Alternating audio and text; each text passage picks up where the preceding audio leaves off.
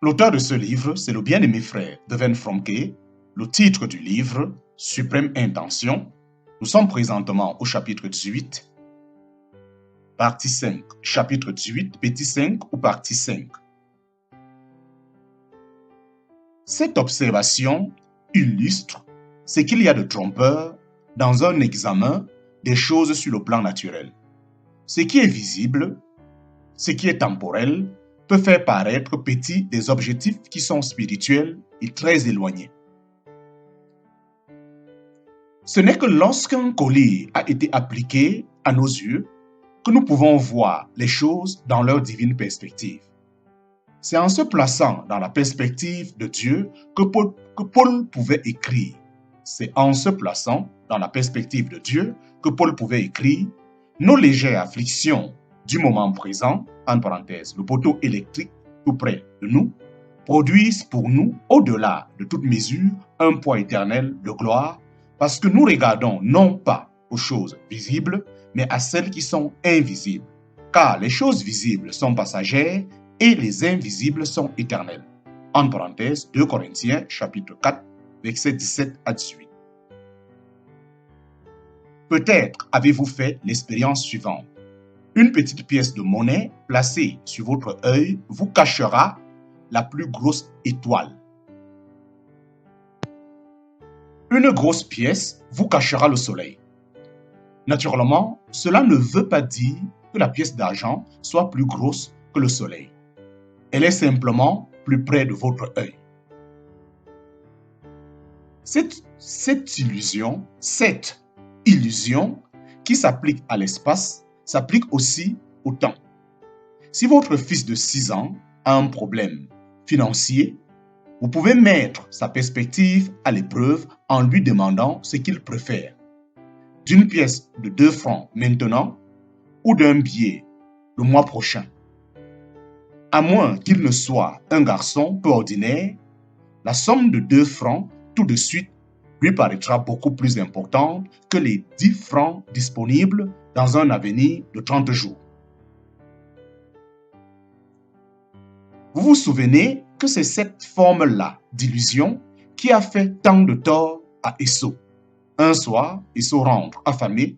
Jacob lui dit, « Esau, si tu veux m'abandonner toutes les terres, le bétail, les marchandises et tous les biens qui s'attachent à ton droit d'aînesse, je te donnerai du potage. » Aux yeux d'un homme qui vient d'avoir un bon dîner, cette proposition paraît un peu ridicule. Mais Esau avait faim. Et la faim peut modifier notre perspective au point de faire paraître une soupe aux lentilles excessivement importante. Je suppose qu'Esau a pensé, qu'est-ce que cela peut bien me faire? Ce qui arrivera demain, je ne veux pas me mettre à table tout de suite. Je suppose qu'Esau a pensé, qu'est-ce que cela peut bien me faire? Ce qui arrivera demain. Si je ne peux pas me mettre à table tout de suite. Presque n'importe quel besoin, même les moins pressants, peut être maintenu si près de nos yeux qu'il nous cache tout l'avenir du dessein de Dieu. J'ai de la peine à mesurer l'attraction que peut exercer un plat de lentilles.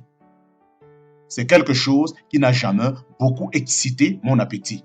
Mais Esau a donné tout son avenir pour en avoir un.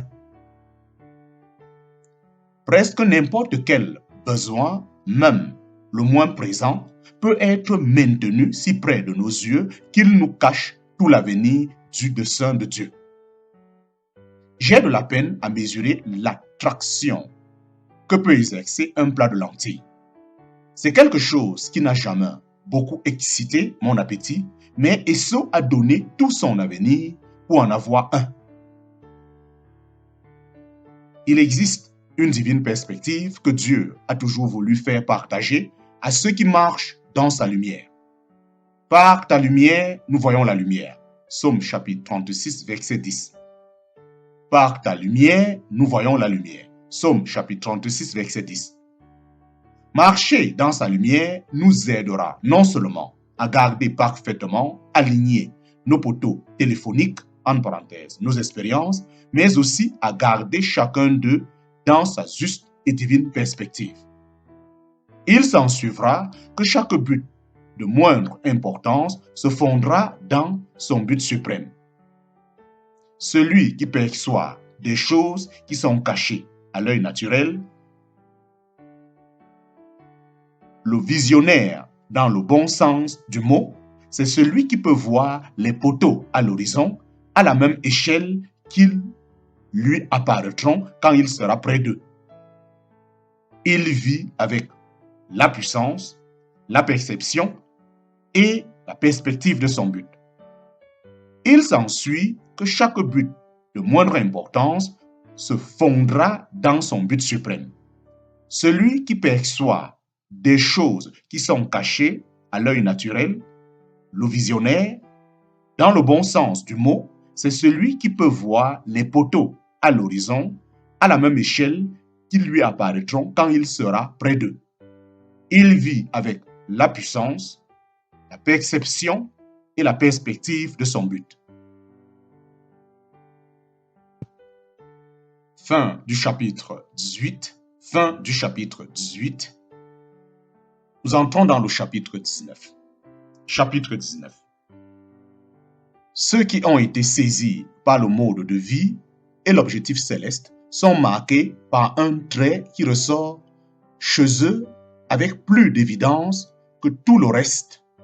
Avec plus d'évidence que tout le reste. Ceux qui ont été saisis par le mode de vie et l'objectif céleste sont marqués par un trait qui ressort chez eux avec plus d'évidence que tout le reste. La joie. La joie. Ils ont appris à vivre par la force.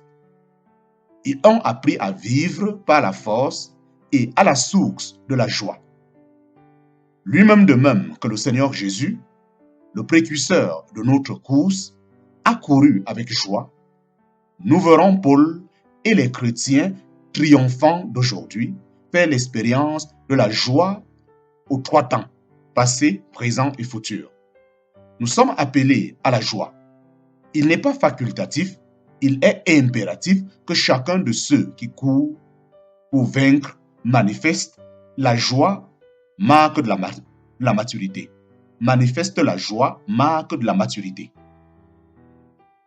Ceux qui ont été saisis par le mode de vie et l'objectif céleste sont marqués par un trait qui ressort chez eux avec plus d'évidence que tout le reste.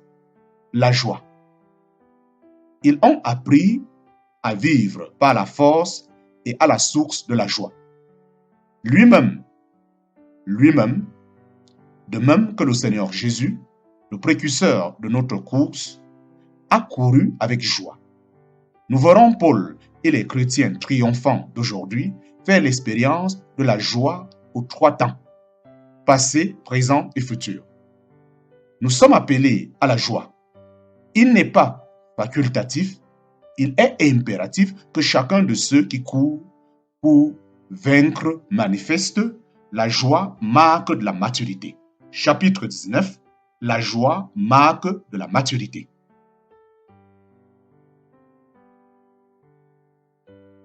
Poursuivant notre étude sur la course dans l'arène, nous allons maintenant diriger notre attention sur celui qui a déjà achevé sa course. Parce que c'est Jésus qui est l'auteur, en parenthèse, à la fois l'initiateur et le consommateur, c'est lui qui est pour nous l'assurance que nous pourrons, nous aussi, achever la course en lui. Regardant à Jésus, qui est en vue de la joie qui lui était réservée, a souffert la croix, méprisé l'ignominie et s'est assis à la droite du trône de Dieu. Hébreux chapitre 12, verset 2. Regardant à Jésus, qui en vue de la joie qui lui était réservée, a souffert la croix, méprisé l'ignominie et s'est assis à la droite du trône de Dieu. En parenthèse, Hébreux chapitre 12, verset 2. Il y a ici plusieurs expressions qui forcent notre attention. Il y a ici plusieurs expressions qui forcent notre attention.